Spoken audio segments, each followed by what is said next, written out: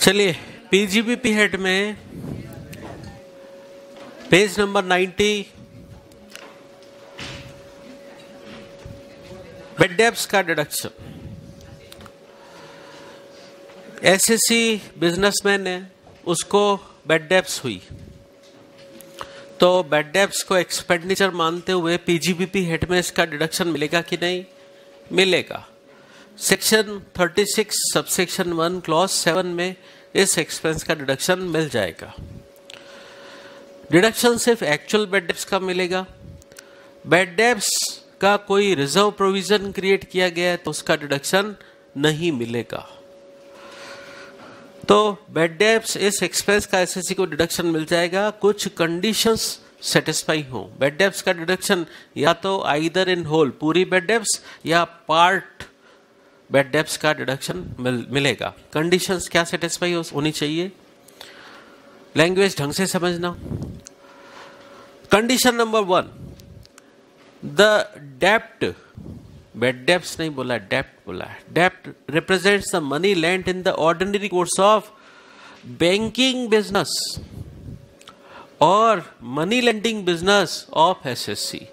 SSC का business banking business है या मनी लेंडिंग बिजनेस है, उसमें एसएससी ने अपने कस्टमर्स को लोन्स और एडवांसेस दिए और बाद में उन लोन्स और एडवांसेस जो उसने दिए वो रिकवरी नहीं कर पाया, बेड डेब्ट्स हो गई। तो अब पढ़ने से फीलिंग आ रही है, अच्छा बेड डेब्ट्स का डिडक्शन सिर्फ ऐसे पर्सन्स को ही मिलेगा जिनका बिजनेस ग्रांटिंग ऑफ लोन्स और एडवांसेस है। अभी तक के हिसाब से तो ऐसे ही लग रहा है, ठीक है, कि बेड डेब्ट्स का डिडक्शन सिर्फ उनको ही मिलेगा जिनका बिजनेस है ग्रांटिंग ऑफ लोन्स और एडवांसेस। लेकिन फिर अब और के बाद वाला पार्ट सारे बिजनेसमैन पे लगेगा। और के बाद वाला पार्ट क्या बोलता है? द डेप्ट has been taken into consideration, इस डेप्ट को कंसीडर कर लिया गया while computing the income of assessee. Assessee की इनकम कंप्यूट करते वक्त इस डेप्ट को कंसीडर कर लिया गया, ये बोला जा रहा है। ये नहीं बोला जा रहा है कि इस बेड डेब्ट्स को कंसीडर कर लिया गया, ये बोला जा रहा है कि इस डेप्ट को कंसीडर कर लिया गया। एसएससी की इनकम कंप्यूट करते वक्त, किस ईयर की इनकम कंप्यूट करते वक्त? For the previous year in which such deduction, deduction तो बेड डेब्ट्स का ले रहे, the year in which such deduction is claim, जिस साल बेड डेब्ट्स का डिडक्शन क्लेम कर रहे हैं उसके कॉरेस्पॉन्डिंग डेप्ट को एसएससी की इनकम कंप्यूट करते वक्त कंसीडर कर लिया गया है और ऑफ एन अर्लियर ईयर। इस लाइन में सिर्फ ये 2 लाइंस लिखी हुई हैं, लेकिन इसका बहुत मीनिंग क्लियर समझ ही नहीं आ रहा क्या बोला इन्होंने। नहीं आया? शुरू से सुनो। द डेप्ट has been taken into consideration while computing the income of the assessee of the previous year in which such deduction is claimed और ऑफ एन अर्लियर ईयर। ये डेप्ट को कंसीडर कर लिया गया है उस ईयर की इनकम कंप्यूट करते वक्त जिस साल इस बेड डेब्ट्स का डिडक्शन क्लेम किया गया है, या किसी अर्लियर ईयर में इस डेप्ट को कंसीडर कर लिया गया था जिसकी बेड डेब्ट्स इस साल क्लेम की जा रही है। वर्ड यूज हुआ डेट। इस डेट को कंसीडर कर लिया गया, बेड डेब्ट्स की बात नहीं बोल रहे। तो इस डेट का मतलब क्या है? अब इस बात को ऐसे समझो, कोई एसएससी है अपने P&L अकाउंट में बेड डेब्ट्स का डिडक्शन तभी क्लेम कर सकता है। बेड डेब्ट्स किसके रेस्पेक्ट में होगी? डेटर्स के रेस्पेक्ट में होगी। कैसे डेटर्स? जिनको एसएससी ने क्रेडिट सेल्स की है, ठीक है। तो इधर आ रहा है आपके बाय P&L अकाउंट ये क्रेडिट सेल्स। क्रेडिट सेल्स करने से डेटर्स पैदा होंगे, ठीक है। तो क्रेडिट सेल्स की ये है डेट, डेटर पैदा होंगे ना इससे, तो ये डेट है, ठीक है। तो क्या बोल रहे हैं? जिस साल एसएससी बैड डेब्ट्स का डिडक्शन लेना चाहता है, जिस साल एसएससी बैड डेब्ट्स का डिडक्शन लेना चाहता है, उसका कॉरेस्पॉन्डिंग डेट एसएससी ने उस ईयर की इनकम को कंप्यूट करने में कंसीडर कर लिया था। मतलब उसने उस क्रेडिट सेल्स को रिकॉग्नाइज कर लिया था। ये डेट या क्रेडिट सेल इस सेम ईयर की भी हो सकती है जिस साल बैड डेब्ट्स हुई, या किसी अर्लियर ईयर की भी हो सकती है क्रेडिट सेल्स। बात समझ आई कि नहीं? डेट का मतलब क्रेडिट सेल्स। एसएससी ने इधर क्रेडिट सेल्स लिखी, इसके क्रेडिट सेल्स इधर लिखने से इधर नेट प्रॉफिट बढ़ा कि नहीं? बोलो, बढ़ा। इसका मतलब इस इनकम को कंप्यूट करने में ये डेट कंसीडर हो चुका है, तो इसकी बैड डेब्ट्स यहां क्लेम की जा सकती है। समझे? तो अब लैंग्वेज दोबारा पढ़ो। क्या लिखा है उधर? उधर लिखा है कि debt has been taken into consideration. It means credit sales has been recognized while computing the income of SSC. SSC की इनकम को कंप्यूट करते वक्त क्रेडिट सेल्स रिकॉग्नाइज हो गई। किस ईयर में रिकॉग्नाइज हुई वो credit sale? For the previous year in which such deduction मतलब बैड डेब्ट्स। जिस साल हम बैड डेब्ट्स का डिडक्शन क्लेम कर रहे हैं, उसी साल वो जिस डेटर पर बैड डेब्ट्स हुई है उसकी क्रेडिट सेल हम उस सेम ईयर में रिकॉग्नाइज कर चुके हैं, या अर्लियर ईयर में उस बैड डेब्ट्स से रिलेटेड जो डेटर है उसकी क्रेडिट सेल किसी अर्लियर ईयर में या तो रिकॉग्नाइज कर चुके हैं या सेम ईयर में रिकॉग्नाइज कर चुके हैं। अब इस बात को ऐसे बोलूं कि ये क्रेडिट सेल हो सकता है सेम ईयर की हो, ये बैड डेब्ट्स भी सेम ईयर की हो। ये ऐसा भी हो सकता है ये बैड डेब्ट्स तो इस साल पता पड़ा, ये क्रेडिट सेल किसी अर्लियर ईयर की थी, ऐसा भी हो सकता है। समझ आ गई बात? ठीक है, तो ये इसके लिए लिखा The debt has been taken into consideration while computing the income of SSC for the previous year in which such deduction is claimed or of an earlier year. कुल मिलाकर मनी लेंडिंग बिजनेस वालों को उनके loans की recovery नहीं हुई, bad debts हो गया। उसके अलावा जो बिजनेसेस हैं उनको अपने क्रेडिट सेल का पैसा नहीं मिला तो उनको बैड डेब्ट्स का डिडक्शन मिल जाएगा। इसका मतलब क्या कहना चाह रहे हैं? ये डेट आपका रेवेन्यू नेचर का होना चाहिए।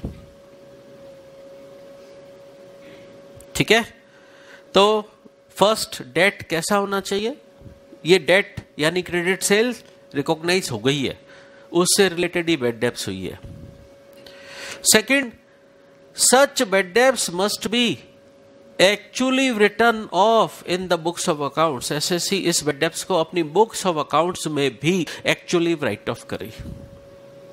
दो कंडीशन सेटिस्फाई हो, ये डेट रेवेन्यू नेचर का होना चाहिए, सेकंड इसकी bad debts books of accounts में एसएससी एक्चुअली राइट ऑफ करे। दो कंडीशन सेटिस्फाई होंगी तो यस, एसएससी पीजीबीपी हेड के सेक्शन 36 सबसेक्शन 1 क्लॉज 7 में इस बैड डेब्ट्स इस एक्सपेंस का डिडक्शन क्लेम कर सकता है।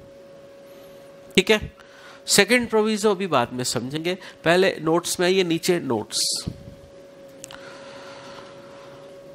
बैड डेब्ट्स का डिडक्शन एसएससी को अलाउ तभी होगा only if the relevant business is continued during the previous year. Business की सेम बिजनेस की कंटिन्यूटी जरूरी है, तभी आपको बैड डेब्ट्स का डिडक्शन मिलेगा। इसका मतलब अगर एसएससी अपना बिजनेस डिसकंटिन्यू कर चुका है, बिजनेस डिसकंटिन्यू होने के बाद अगर वो बैड डेब्ट्स का डिडक्शन क्लेम करता है तो नहीं मिलेगा। बिजनेस कंटिन्यू रखते वक्त एसएससी जो बैड डेब्ट्स का डिडक्शन क्लेम करेगा वही अलाउ होगा। After discontinuance of business bad debts का डिडक्शन क्लेम नहीं किया जा सकता। मैंने बोला सेम बिजनेस की कंटिन्यूटी जरूरी है।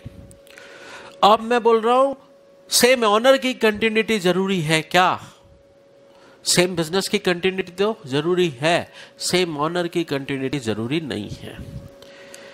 इसका मतलब मिस्टर ए ने अपना बिजनेस मिस्टर बी को ट्रांसफर किया।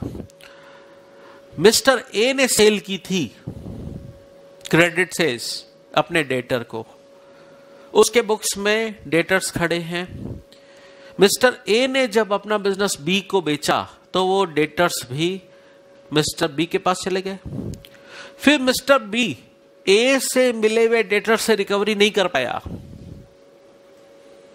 तो क्या मिस्टर बी को उस बैड डेब्ट्स का डिडक्शन मिलेगा, या इनकम टैक्स ऑफिसर उसको मना कर देगा, नहीं ये डेटर्स तो आपके थोड़ी ना थे, मिस्टर ए के बिजनेस के हैं। अब तो डेटर्स मिस्टर बी को मिल गए, तो मिस्टर बी ए से मिले हुए डेटर्स की बैड डेब्ट्स का डिडक्शन क्लेम कर सकता है। तो मैंने अभी बोला था कि कंटिन्यूटी ऑफ सेम बिजनेस जरूरी है, लेकिन कंटिन्यूटी ऑफ सेम ऑनर जरूरी नहीं है। तो note number 2, change in ownership हो गया, नया ऑनर भी बैड डेब्ट्स का डिडक्शन ले सकता है उन डेटर्स के रेस्पेक्ट में जो ओल्ड ऑनर से रिलेटेड थे। क्यों? लॉजिक है उसका, since deduction is attached to business, ये बैड डेब्ट्स का डिडक्शन बिजनेस से जुड़ा हुआ है, ना कि ऑनरशिप से। इसलिए नया ऑनर भी पुराने ऑनर के डेटर्स की बैड डेब्ट्स क्लेम कर सकता है। मैंने 2 पॉइंट बोले, continuity of same business, bad debts का डिडक्शन लेना है, continuity of same business necessary, लेकिन continuity of same owner not necessary.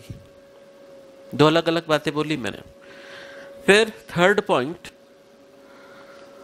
अगर कोई person bad and doubtful debts का प्रोविजन बनाता है, बैड डेब्ट्स रिजर्व बनाता है, इसका डिडक्शन नहीं मिलेगा। किसी भी रिजर्व प्रोविजन का इनकम टैक्स में डिडक्शन नहीं मिलता है। ठीक है।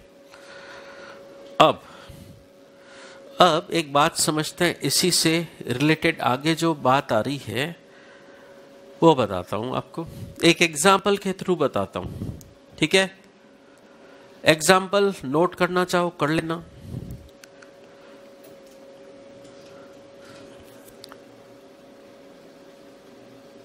नोट करना चाहे कर सकते हैं एग्जाम्पल। अब तो एक डेटर है, एसएससी की बुक्स में एक डेटर है, उस डेटर का लेजर उसकी बुक्स ऑफ अकाउंट्स में इस तरीके से बना हुआ है। ये डेटर है जिसका नाम फॉर एग्जाम्पल है मिस्टर एक्स। डेटर का ओपनिंग बैलेंस चल रहा है, टू बैलेंस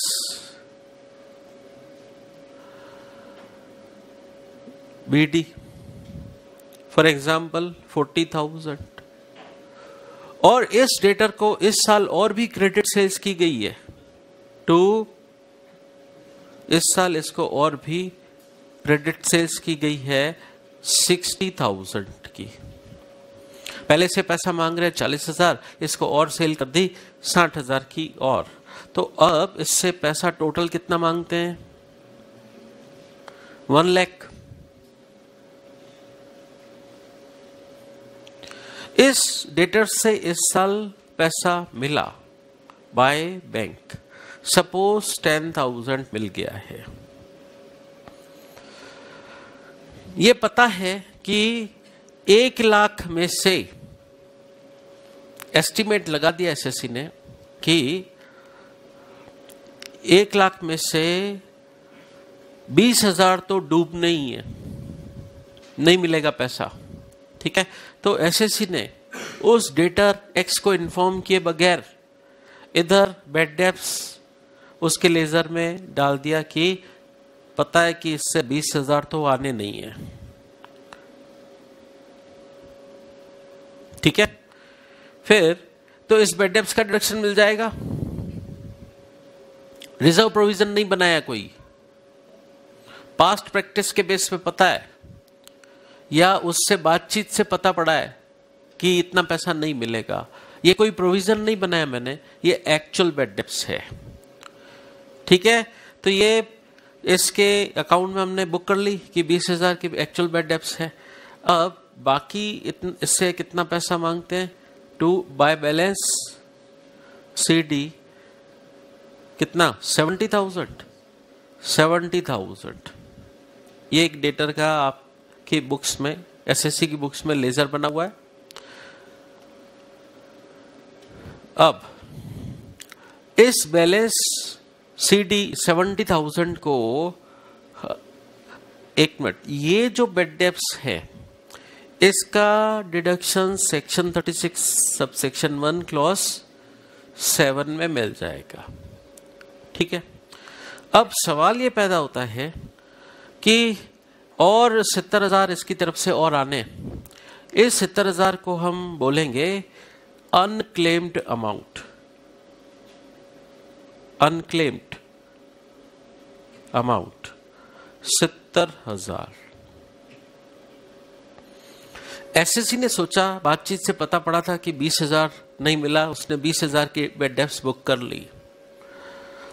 अब इस डेटर से फुल एंड फाइनल सेटलमेंट की बात चल रही है। फुल एंड फाइनल सेटलमेंट की बात करते वक्त SSC को पता पड़ा कि इस 70,000 में से और 7,000 नहीं आएंगे।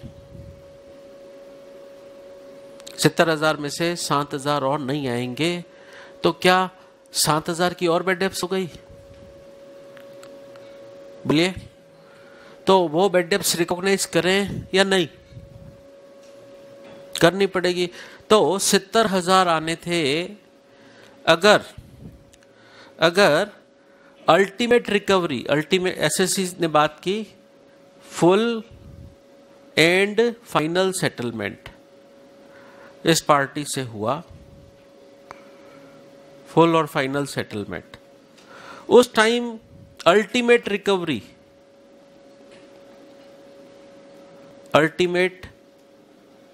हुई। वो अल्टीमेट रिकवरी इस अनक्लेम्ड अमाउंट से कम हुई।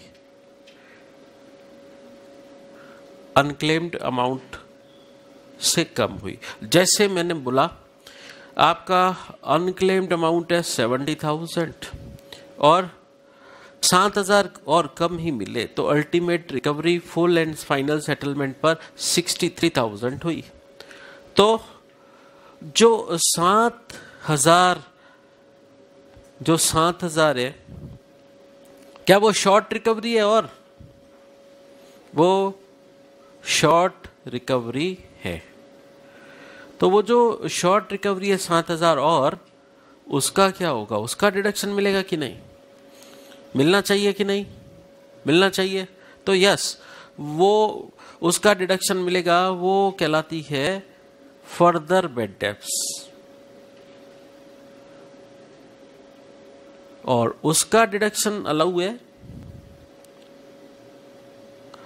Under section 36 subsection 2। तो बेड डेप्स दो टाइप की हुई। एक तो हमने ऐसे ही टेम्पररी बुक की थी, वो तो अलाउ होगी सेक्शन 36 सबसेक्शन 1 क्लॉज 7 में, और जो फुल एंड फाइनल सेटलमेंट के वक्त और बेड डेप्स हो गया, वो अलाउ होगा सेक्शन 36 सबसेक्शन 2 में।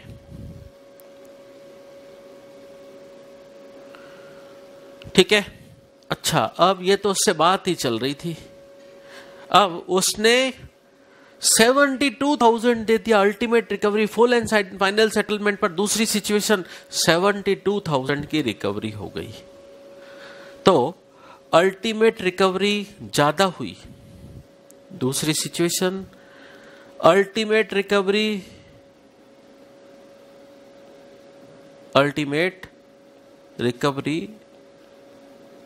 ज्यादा हुई अनक्लेम्ड अमाउंट से। सेकेंड सिचुएशन अनक्लेम्ड अमाउंट से। अनक्लेम्ड अमाउंट था आपका, अनक्लेम्ड अमाउंट था कितना? 70,000 था। आपको रिकवरी हो गई अल्टीमेट 72,000 की। इट मीन्स आपने यहां ये बेड डेप्स ज्यादा क्लेम कर लिए क्या? बोलो, ज्यादा क्लेम कर लिया यहां पर। तो इससे एक्सेस रिकवरी हो गई 2000 की एक्सेस रिकवरी हो गई।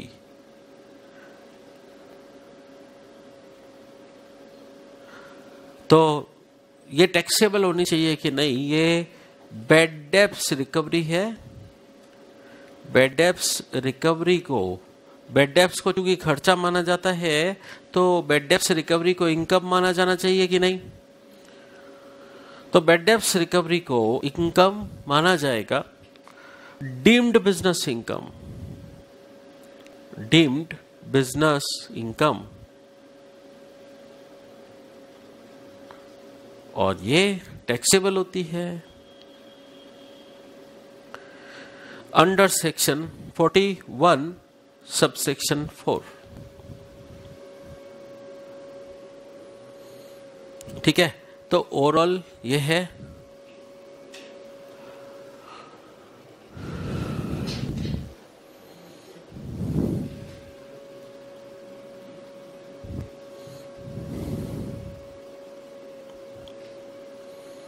तो 3 सेक्शन हो गए। एक तो हो गई आपकी initial bad debts 36 subsection 1 clause 7, फिर हो गई फर्दर बैड डेब्ट्स, फिर वो अलग हुई सेक्शन 36 सबसेक्शन 2 में। अगर एक्सेस रिकवरी हो जाए तो वो बैड डेब्ट्स रिकवरी है, वो तो रीटैक्सेबल बिजनेस इनकम मानी जाएगी सेक्शन 41 सबसेक्शन 4 में। ये जो एग्जाम्पल दिया उसकी बातें यहां लिखी हुई हैं।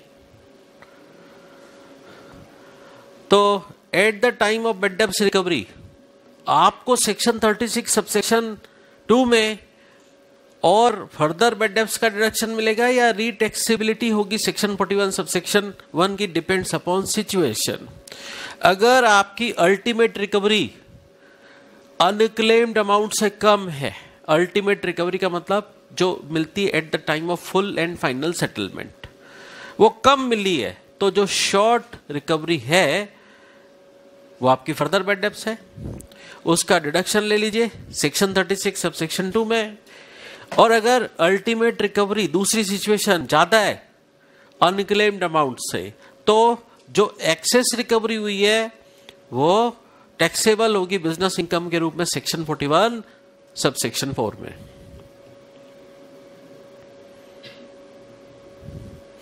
मैंने एक बात बोली थी कि एसएससी बिजनेस बंद कर देता है, डिसकंटिन्यू कर लेता है, उसके बाद उसको बैड डेब्ट्स का डिडक्शन नहीं मिलेगा।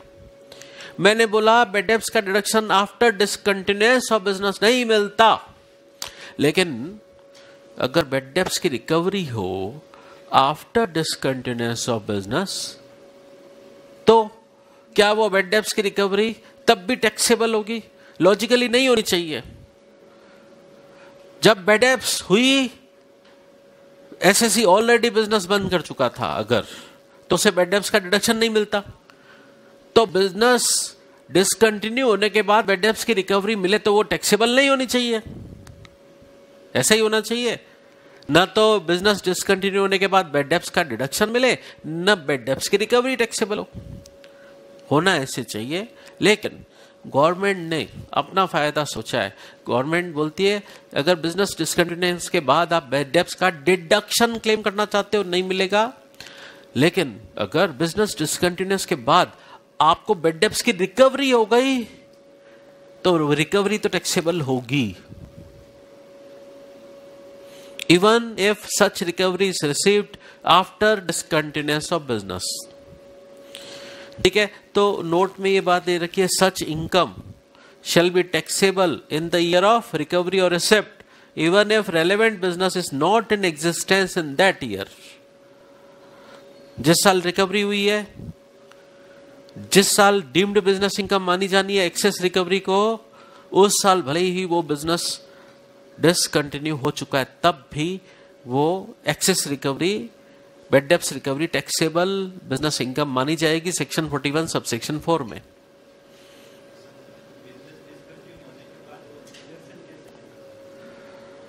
मैं दो अलग बातें बोल रहा हूं। एक तो बैड डेब्ट्स का डिडक्शन लेना है, या बेड डेप्ट रिकवरी इनकम है, दो अलग बातें। बेड डेप्ट का डिडक्शन अलग बात है, बेड डेप्ट की रिकवरी टैक्सेबल बिजनेस इनकम अलग बात है। मैं दोनों को लेकर बात कर रहा हूं। अगर एसएससी बिजनेस डिसकंटिन्यूएंस के बाद बेड डेप्ट का डिडक्शन लेना चाहता है, नहीं मिलेगा। अगर बिजनेस डिसकंटिन्यूएंस के बाद उसको बेड डेप्ट से रिकवरी हुई है तो टैक्सेबल होगी।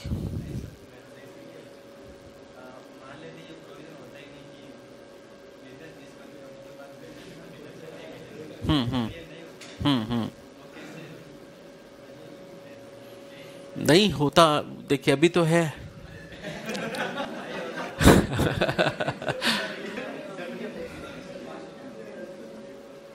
नहीं, प्रोविजन तो है ना कि डिसकंटिन्यूअस के बाद बेड डेप्ट का डिडक्शन नहीं मिलता।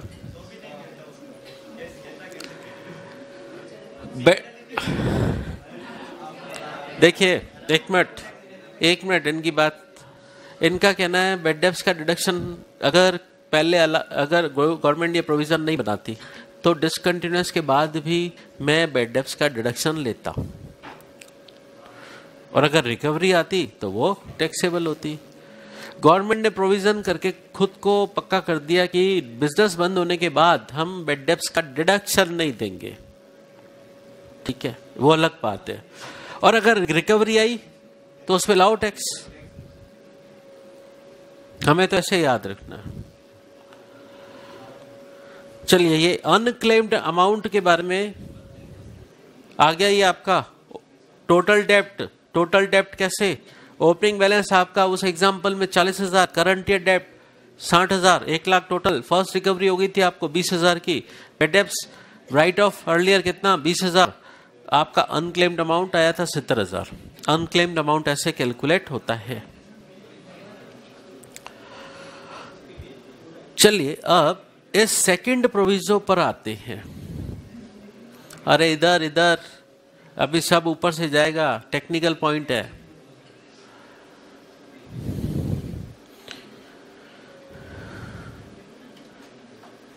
Second proviso 2 section 36 subsection 1 clause 7, इस सेक्शन में सेकंड प्रोविजो डाला हुआ है। इस सेकंड प्रोविजो रिलेटेड किससे है, उसके लिए मैं एक एग्जाम्पल बताता हूं, ढंग से समझना। थोड़ा सा डिफिकल्ट है, उसको एग्जाम्पल से समझेंगे। पहले लैंग्वेज पढ़ते हैं। इफ ए डेट और part thereof has not been recognized in the books of accounts as per the requirement of accounting standards, accounting standard के हिसाब से उस डेट को रिकॉग्नाइज नहीं किया गया था,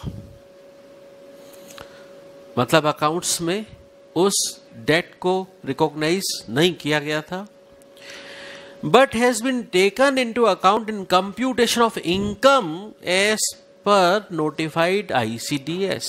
इसका मतलब, अब इस बात को शॉर्ट में बोलूं, एक डेप्ट ऐसा था जिसको अकाउंट्स में रिकॉग्नाइज नहीं किया गया, कंसीडर ही नहीं किया गया, लेकिन अंडर इनकम टैक्स एक्ट उसको कंसीडर किया गया है। अब आप ये देखना शुरू हो गया कि क्या बोल रहे हैं, मतलब हिंदी में बोलते हैं वो आप शून्य में निहार रहे हैं, शून्य में वे सुध हो गया। क्या बोल रहे भाई कि अकाउंट्स में कोई डेट आपने रिकॉग्नाइज नहीं किया, बट इनकम टैक्स में उसको रिकॉग्नाइज किया है। अब वो इररिकवरेबल हो गया, बैड डेब्ट्स हो गई, तो उस बैड डेब्ट्स का डिडक्शन क्लेम कर सकते हैं। कैसे, इस बात को एक एग्जाम्पल से बताता हूं।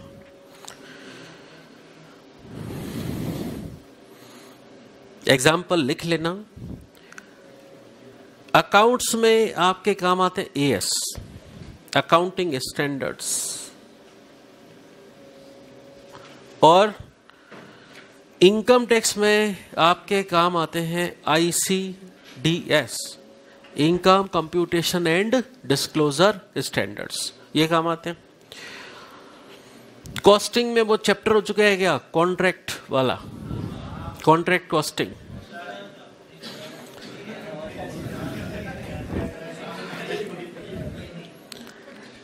किसी कॉन्ट्रैक्टर ने 100 करोड़ का ठेका लिया, कॉन्ट्रैक्ट रेवेन्यू 100,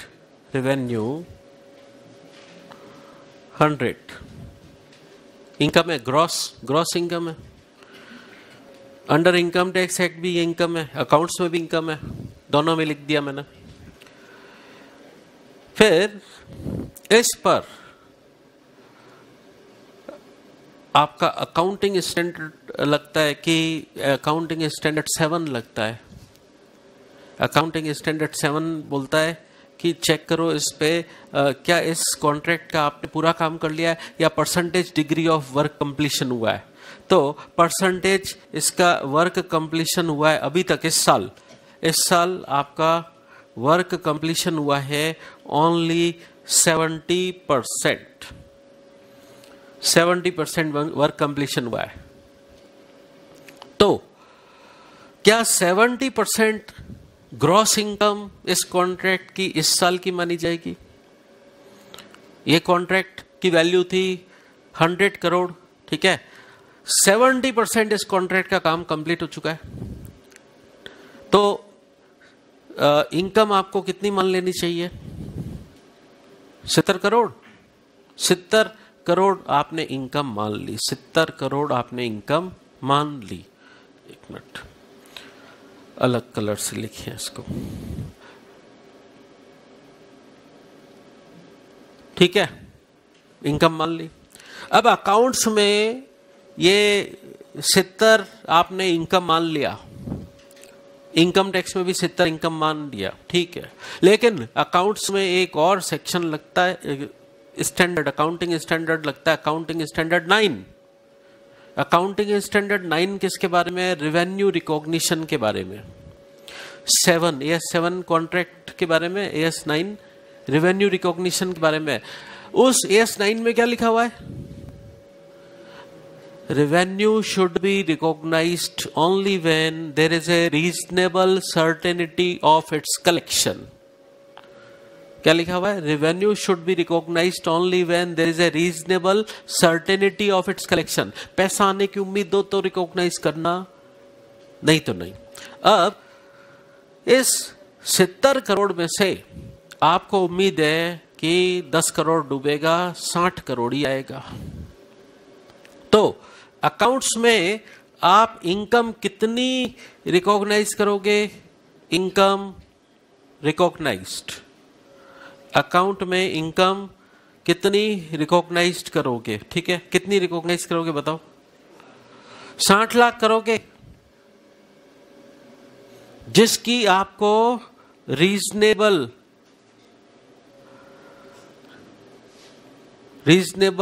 सर्टेनिटी है,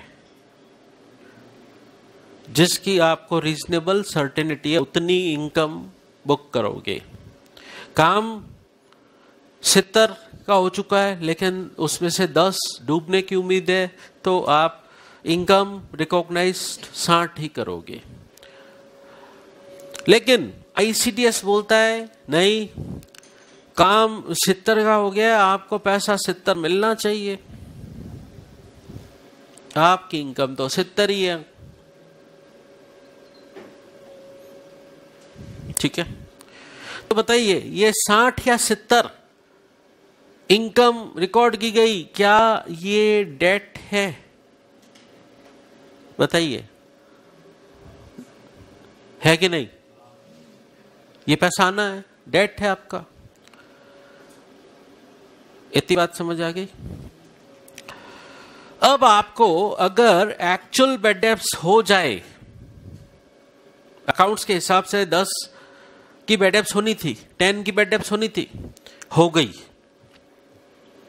अब जब आप उस 10 की बैड डेब्ट्स का डिडक्शन लेने जाओगे, ये 10 की बैड डेब्ट्स का आप डिडक्शन लेना चाह रहे हो, आप कह रहे हो ठीक है हमें बैड डेब्ट्स का डिडक्शन दे दो।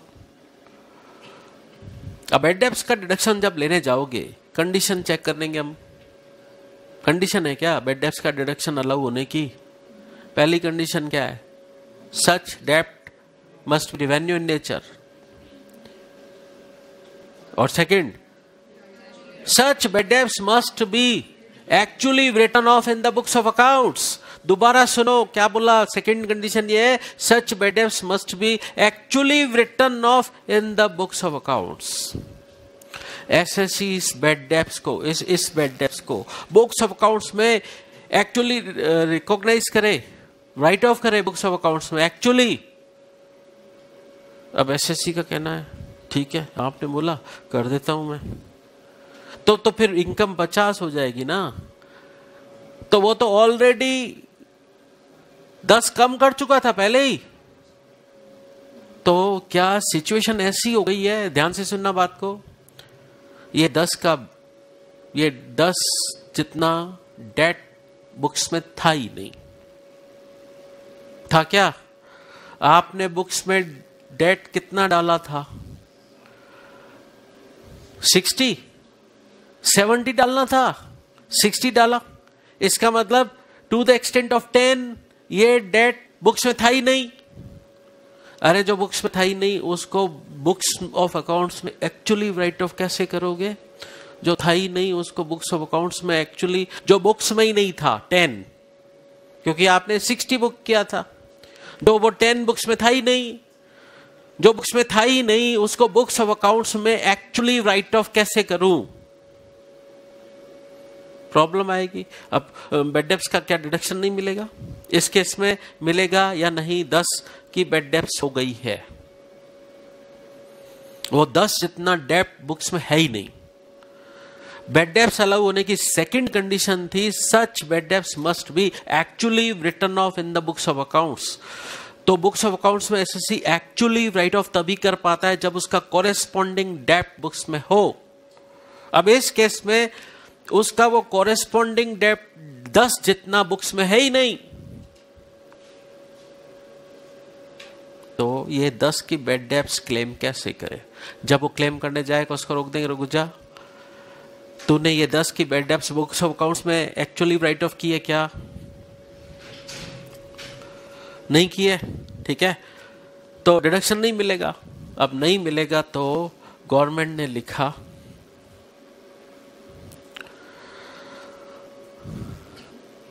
ये एसएससी क्लेम कर सकता है, it can be claimed as bad debts, claim कर सकता है। वो सेकंड कंडीशन जो है आड़े नहीं आएगी, एसएससी स्टिल बैड डेब्ट्स का डिडक्शन क्लेम कर सकता है। क्या माना जाएगा? Since it shall be deemed that such debt has been written off as irrecoverable in the books of accounts. मान लिया जाएगा कि एसएससी ने बुक्स ऑफ अकाउंट्स में वो bad debts actually write of कर ली है, वास्तव में नहीं की है, बट मान लिया जाएगा कि उसने ये 10 जितनी bad debts books of accounts में क्लेम कर ली है। मतलब क्या? वो ये मान लिया जाएगा कि उसने सेकंड कंडीशन उसके deem to have been satisfied मानी जाएगी। अब सेकंड कंडीशन डीमिंग बेसिस पर अलाउ हो गई उसकी, तो वो बैड डेब्ट्स का डिडक्शन क्लेम कर पाएगा या नहीं?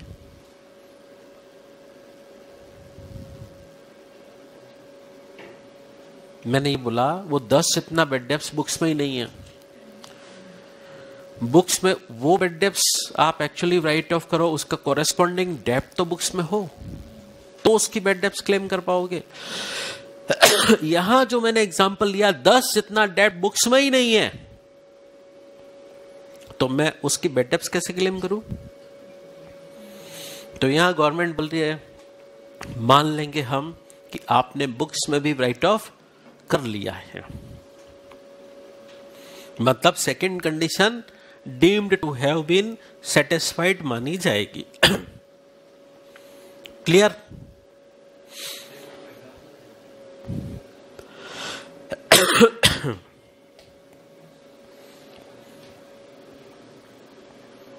मैंने ये बोला ये 10 का डेब्ट बुक्स में ही नहीं, अगर एसएससी और यहां बुक्स ऑफ अकाउंट्स में और राइट ऑफ करेगा तो ये 50 की इनकम हो जाएगी। तो मान लिया जाएगा कि बुक्स में अलाउ उसको हो चुका है, तो बुक्स में लेस नहीं करना है, but under income tax act उसको बैड डेब्ट्स का डिडक्शन मिल जाएगा, इनकम टैक्स में मिल जाएगा, और बुक्स में मान लेंगे कि उसने ये बैड डेब्ट्स का डिडक्शन राइट ऑफ कर दिया है।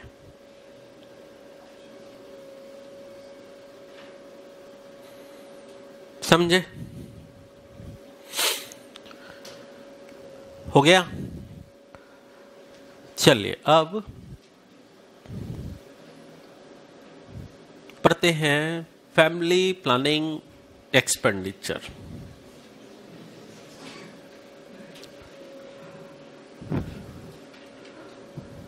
मुझे पता है पढ़ाते वक्त सब हंसना शुरू करते हैं। नहीं, ऐसा होता है, पता है आपको, जब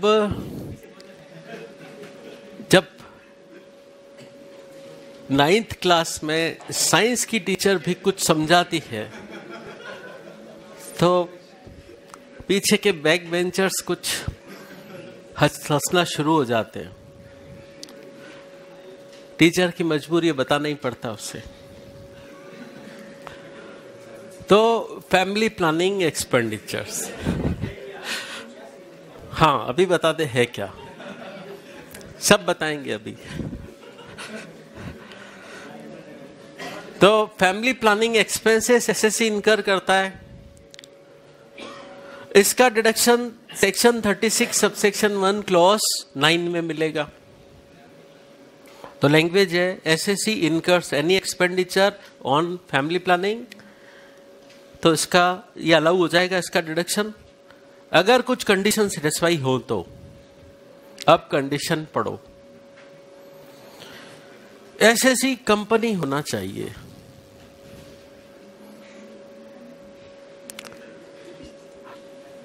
एसएससी कंपनी होना चाहिए, वो फैमिली प्लानिंग पर एक्सपेंस इनकर कर रहा है कंपनी एसएससी, तो उसको डिडक्शन मिल जाएगा। अब इन्होंने पूछा सर फैमिली प्लानिंग एक्सपेंडिचर होता क्या है, खुल के बताओ। तो इधर ध्यान से सुनो। एक्सपेंडिचर रेवेन्यू नेचर का है या कैपिटल नेचर का है। कैपिटल नेचर का एक्सपेंस है मतलब क्या, जैसे किसी कंपनी में वर्कर्स एम्प्लॉइज काम करते हैं, फैक्ट्री गेट के बाहर कंपनी ने बड़ा ऐसा एक बोर्ड लगवा दिया, बाहर एक बड़ा सा बोर्ड लगवा दिया, उस पर लिखवा दिया हम दो हमारे दो, या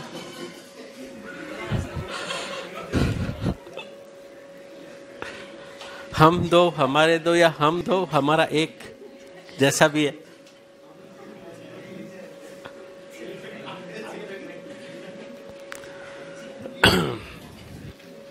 तो बोर्ड पर जो एक्सपेंस हुआ फैमिली प्लानिंग को प्रमोट करने के लिए था, तो ये फैमिली प्लानिंग एक्सपेंडिचर है और कैपिटल नेचर का है। ठीक है, तो कैपिटल नेचर का अगर फैमिली प्लानिंग एक्सपेंडिचर है तो 5 इक्वल इंस्टॉलमेंट्स में अलाउ होगा, और पहली इंस्टॉलमेंट का डिडक्शन कब से मिलेगा, जिस साल वो कैपिटल एक्सपेंडिचर इनकर हुआ है तब से 5 किस्तें। जिस साल एक्सपेंस इनकर हुआ तब से 5 किस्तें। अगर ये फैमिली प्लानिंग एक्सपेंडिचर है, फैमिली प्लानिंग एक्सपेंडिचर है in the nature of capital expenditure. Capital expenditure का एग्जांपल दे दिया। ठीक है, रेवेन्यू एक्सपेंडिचर्स, रेवेन्यू एक्सपेंडिचर अपने एम्प्लॉइज को फैमिली प्लानिंग करने के लिए कुछ प्रोडक्ट्स डिस्ट्रीब्यूट किए गए।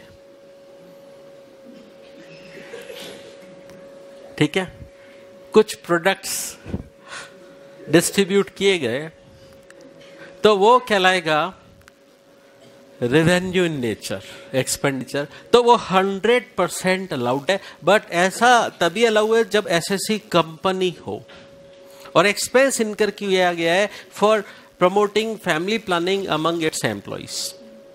तो इस एक्सपेंस का डिडक्शन मिल जाएगा सेक्शन 36 सबसेक्शन 1 क्लॉज 9 में। तो कंपनी एसएससी को तो कोई दिक्कत नहीं है, अगर वो रेवेन्यू एक्सपेंडिचर करे 100% अलाउड है, कैपिटल एक्सपेंडिचर करे 5 किस्तों में अलाउ है।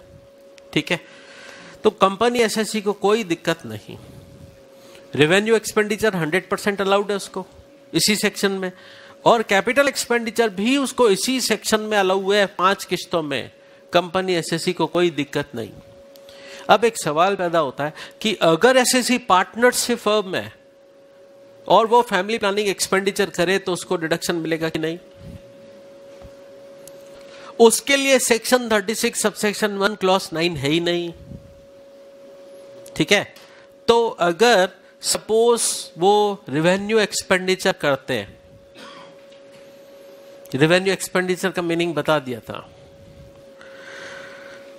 अलाउ होंगे या नहीं होंगे? नहीं होंगे अलाउ, रेवेन्यू एक्सपेंडिचर अलाउ नहीं होंगे। नॉन कंपनी एसएससी है, अलाउ नहीं होंगे। उसका अलाउ नहीं होने का कारण बताऊंगा मैं। लेकिन अगर कैपिटल एक्सपेंडिचर है, बाहर बोर्ड लगवा दिया हम दो हमारे दो वाला, तो कैपिटल एक्सपेंडिचर हुआ, उस पर एसएससी डेप्रिसिएशन ले सकता है कि नहीं? वो तो अलाउ हो जाएगा। इसका मतलब नॉन कंपनी एसएससी को कैपिटल एक्सपेंडिचर का डिडक्शन मिलेगा बाय वे ऑफ डेप्रिसिएशन, लेकिन रेवेन्यू एक्सपेंडिचर का डिडक्शन बिल्कुल भी नहीं मिलेगा। उसका कारण मैंने नीचे बताया, सी नोट बिलो। इस नोट को समझने से पहले हमें थोड़ा सा सेक्शन 37 सबसेक्शन 1 में जाना होगा। सेक्शन 37 सबसेक्शन 1 में आइए, जनरल डिडक्शन। रीजन, जब एसएससी को डिडक्शन सेक्शन 36 सबसेक्शन 1 क्लॉज 9 में नहीं मिलेगा तो वो कहां डिडक्शन लेने आएगा? 37 सबसेक्शन 1 में। चेक करते हैं सेक्शन 37 सबसेक्शन 1 में उसे क्यों नहीं होगा अलाउ, उसका रीजन समझते हैं। सेक्शन 37 सबसेक्शन 1 में डिडक्शन तभी मिलता है जब वो एक्सपेंडिचर कैपिटल एक्सपेंडिचर ना हो, रेवेन्यू एक्सपेंडिचर हो तो ही मिलेगा डिडक्शन। सेक्शन 37 सबसेक्शन 1 में पर्सनल एक्सपेंडिचर ना हो। थर्ड कंडीशन ध्यान से सुने। थर्ड कंडीशन में क्लियर कट लिखा है, expense must not be covered by section 30 to 36। खर्चा ऐसा नहीं होना चाहिए जो 30 से 36 में कवर्ड है। यह नहीं बोला है कि अलाउ है या अलाउ नहीं है, बोला है कवर्ड है। क्या family planning expenditure section 36 subsection 1 clause 9 में कवर्ड है? ये सेक्शन क्या बोलता है? 37 सबसेक्शन 1 में उन्हीं एक्सपेंसेस का डिडक्शन मिलेगा जो 30 से 36 में कवर्ड नहीं है। तो चूंकि फैमिली प्लानिंग एक्सपेंडिचर सेक्शन 36 में कवर्ड है और वहां कंडीशंस फुलफिल नहीं होने की वजह से अलाउ नहीं हो रहा है, तो यहां 37 सबसेक्शन 1 में भी अलाउ नहीं होगा। ठीक है, तो इसका लॉजिक ये थर्ड कंडीशन में था। इसकी कमेंट्री बनाकर मैंने नीचे लिखा है, note, a non corporate assessee cannot claim deduction of किसका? Revenue expense family planning expenditure पर हुए तो उसका डिडक्शन नहीं ले पाएंगे के कारण 36 सबसेक्शन 1 क्लॉज 9 स्पेसिफिक सेक्शन है और सेक्शन 37 सबसेक्शन 1 में लिखा हुआ है कि जो एक्सपेंस सेक्शन 30 से 36 में कवर्ड है वो 37 सबसेक्शन 1 में क्लेम करने मत आना। ठीक है, तो उस केस में फिर 37 सबसेक्शन 1 अप्लाई नहीं होगा। फिर नीचे कुछ एडिशनल पॉइंट्स जो रिसर्च में हमने पढ़े थे, वो मैंने तब भी बोला था इक्वली फैमिली प्लानिंग एक्सपेंडिचर पे भी एप्लीकेबल है। उधर क्या दे रखा था एडिशनल पॉइंट्स में, दोबारा जाके देखो।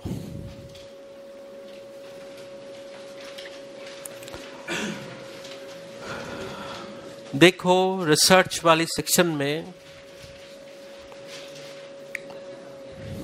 एडिशनल पॉइंट्स ये रहे। पेज नंबर है आपके 81, पेज नंबर 81। इन सब बातों को जो आपने रिसर्च वाला पढ़ा था, अब फैमिली प्लानिंग के कॉन्टेक्स्ट में पढ़ो। वो बोर्ड जो बाहर लगवाया था वो रिसर्च एसेट है? नहीं, वो फैमिली प्लानिंग के एसेट है, कैपिटल एक्सपेंडिचर है। वो एसेट अब फैमिली प्लानिंग के लिए काम नहीं आ रही है। उस पे हमने अपने कंपनी के नाम का प्रमोशन नया कलर लगवा दिया, वो उसमें काम में आने लगी।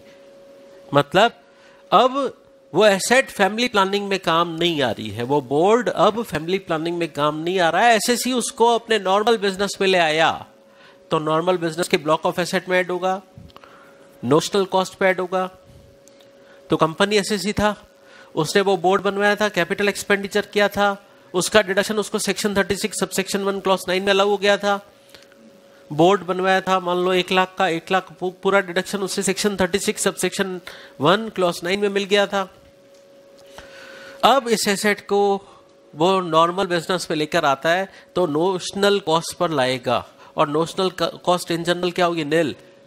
1 लाख का खर्चा किया था, 1 लाख का डिडक्शन ऑलरेडी मिल चुका है, तो 1 लाख माइनस 1 लाख नील कॉस्ट मानी जाएगी। अब इसकी अगर एक्स्ट्रा सरप्लस मैंने बोला ब्लॉक के अंदर आने के बाद ब्लॉक के हिसाब से होगा, अगर WDV नेगेटिव हुई तो होगा कैपिटल गेन, अदरवाइज नहीं होगा।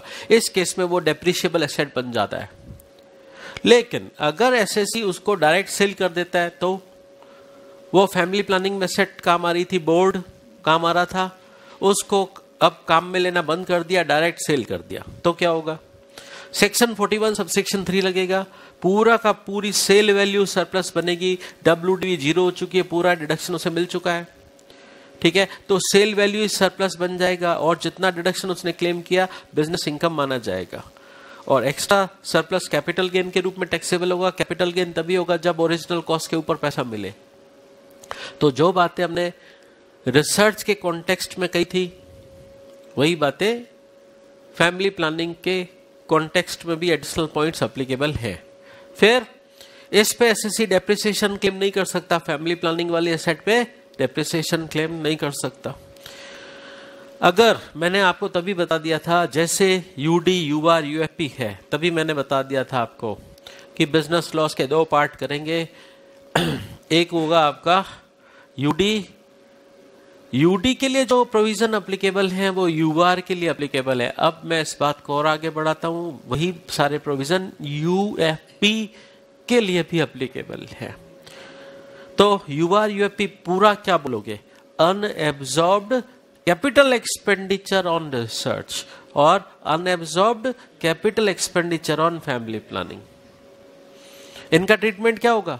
यूडी यूआर यूएफपी, शॉर्ट में हम इसको ऐसे ही बोलेंगे, यूडी यूआर यूएफपी एक तरफ, और इनके अलावा जो लॉस हुआ है वो ओबीएल है। तो ये किससे सेट ऑफ कर सकता है एसएससी?